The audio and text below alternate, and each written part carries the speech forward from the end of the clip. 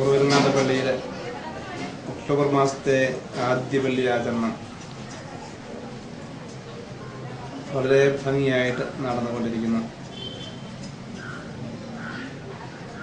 മുൻപെങ്ങുമില്ലാത്ത വിധത്തിലുള്ള ജനത്തിരക്കാണ് ഇന്ന് അനുഭവപ്പെടുന്നത്.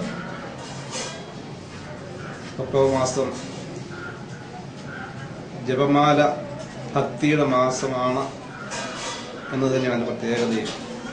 അതുകൊണ്ടായിരിക്കാം ഇത്രയേറെ ജനത്തിരക്ക് എന്ന് വേണം വിചാരിക്കാം. ഒക്ടോബർ മാസത്തില് 10 ദിവസം ജപമാലയിൽ പങ്കെടുത്ത് കർത്താവിന്റെ രക്ഷാകരസ്ഥങ്ങളെ പറ്റി ധ്യാനിച്ച്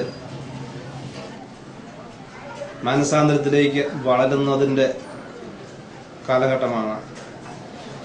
അതുകൊണ്ട് തന്നെ